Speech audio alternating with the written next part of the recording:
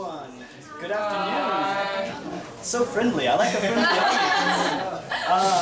I'm Bradley Weiss. This is Tan Mi-moon, and we are volunteers for the GIC Talk team. Even more friendly. Before we start, tell me, why do I see so many students here today? That's because of today's talk, the special talk. Special talk? What's that all about? Well, we Korean volunteers who work for GIC Talk are also students, and we realized how great and helpful this talk program is. So we wanted to introduce GIC Talk to other students who are interested in English.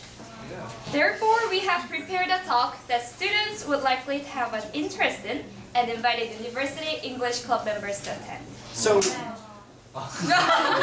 they're all excited. That's good. Yeah. So, what's today's talk about?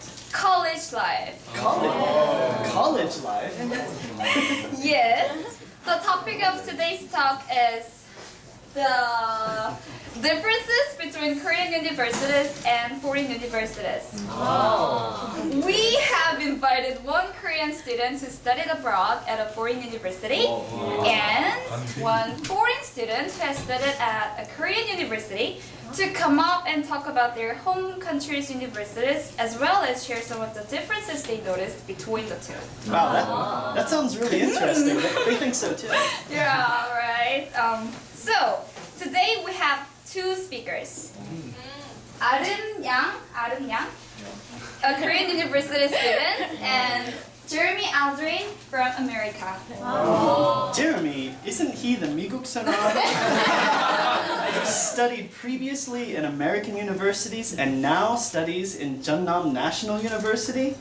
That's right. And he's also been an intern right here at the GIC since last September. And Adam is actually from Jeonnam National University, but she studied at the University of Missouri, Columbia, also in the US. Wow, I can't wait to hear from them, but before we have them come up here, would you all please make sure that your cell phones are turned off or switched to silent mode? Check. All that? Great. Now, shall we welcome our speakers with a big round of applause?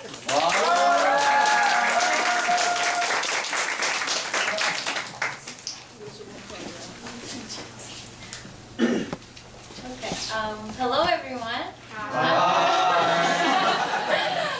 My name is Areum. I'm currently an undergraduate student at Jeonnam National University. My major is English Language and Literature. Okay, this is a little bit too much. Today, I did an exchange student program in University of Missouri in Columbia, and today I'm here to talk about my experience in US as a Korean student. 안녕하세요. My name is Jeremy Azurin. I'm a geography and architecture student from the United States. I'm studying at Jeonnam National University, and I've been here since March 2013. And today I'll give you the perspective as an American in South Korea. Okay, so first big difference, why we go to university. As a Korean student, I think the universities in Korea has become a tool for building up specs. Here the specs is a short version for specification, and it includes like job qualifications such as English test scores, like TOEIC, TOEFL tests and everything, and computer certificates, Korean history exams, and so many other things. So, and these days, if you go to libraries, almost every students are carrying English books or history books, and they're studying harder than ever, even if it's not related to their major.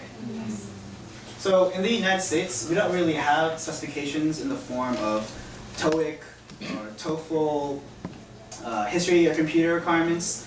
So you will find students in the library studying, but you'll also find them getting involved in sports, getting involved in social communities like Greek life and other on-campus clubs. So we're really here not just to see as your education as qualification to getting a job. A lot of us go because you want to have the experience. We do have specifications in the form of professional licenses. So yes, if you're studying medicine, engineering, law, you have to have those sort of specifications or qualifications as professional licenses to get a job. But other than that, you don't really have as many certain requirements other than a degree for certain jobs, but nothing in the form of what she has mentioned here in South Korea.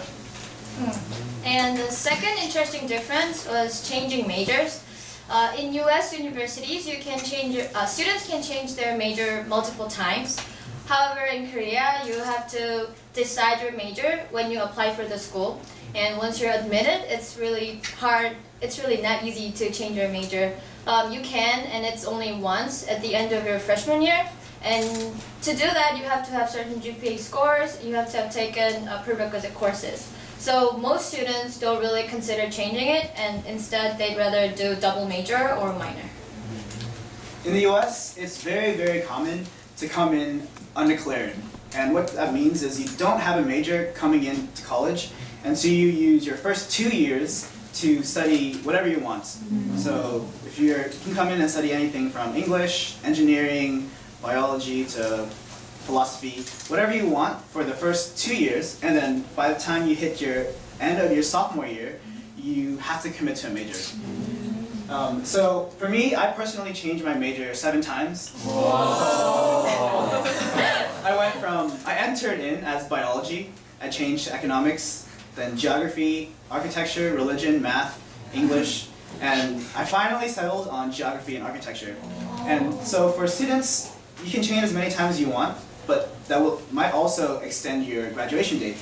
But in South Korea, I've noticed that a lot of Korean students take time off or semester breaks to intern, to study something intensively like English, or to travel, to get a job.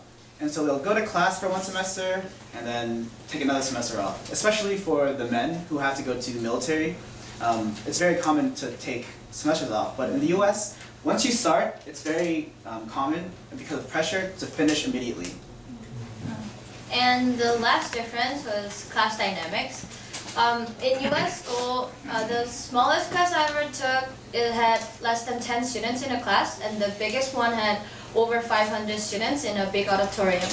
And also, I used an iClicker. It's a small remote control. It has buttons on it. I guess it simply looks like that.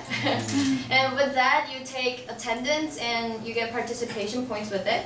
So I used it in one of my class called Intimate Relationship, and so and there were around like 200 students in a class. So the professor would display a screen and asking us questions about our personal experiences and opinions, since it was about an intimate relationship.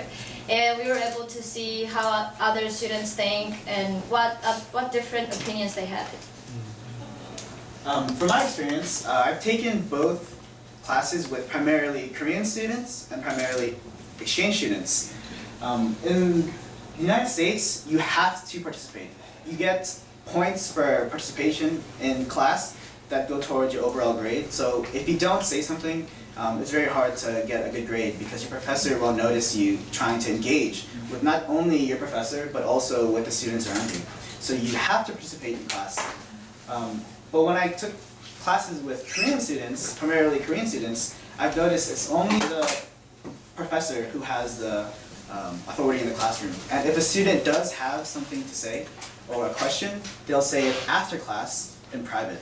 But in the United States and the classes that I've taken with exchange students, you have to engage in class in order to get some points towards your grade. So to wrap up, doing an exchange student program is definitely a great time. You can do so many things. You can have so much fun. Also, you can experience different culture. And I was lucky enough to have done it during my college year. But there are always the hard time, and it takes a lot of patience and hard work to overcome those problems. But still, it was an eye-opening experience, and all those efforts were worth it. I totally agree. In fact, I was supposed to be here for only 1 semester, but I extended it to 2, and I'm on my 3rd semester here at Cheonam National University. So through this whole experience, it's been a great time to not only meet other people, but learn about my own personal interests outside of the classroom, my academic interests and also non-academic.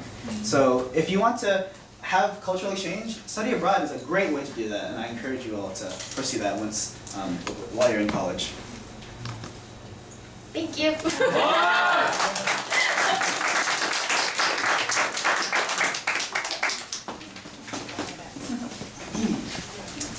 So, Chanmi, that was a wonderful introduction to some of the differences between the Korean and foreign university systems, wasn't it? Yeah, it was really interesting. I especially liked hearing from Adam about American university life and noticed that they have really good curricula and thoughts on education. Oh, really? Well, I thought how Jeremy explained about Korean universities was good too. Yes, yes, yes. I think they both deserve a big round of applause. That's right. But look, Chanmi, we're not done learning about the differences between Korean and foreign universities. What about the discussion groups? Oh, yes. Next, there will be 2 open discussion groups made by Audrey Dubin and Wilson Melvestott will be acting as facilitators. The discussion will be focused on the panels comprised of members of the university English clubs. However, as these are going to be open discussions, you are all free to observe, and if you have something to add to the discussion, please don't hesitate to speak up. Yes, and if you look at the top of your info sheet that you got when you came in, you will see a number. These numbers correspond to one of the 2 groups. Those who have a number 1, you can attend Autumn's discussion group in this room here. And those of you who have a number 2, you belong to Jeremy's group right here in this room. The discussion groups will run for about 30 minutes, after which we will all reconvene right here to compare some of the points raised in each group. That's right, so please don't run away right after the groups are finished, but meet us back here to hear a short comparison of the topics discussed. See you all in about 35 minutes.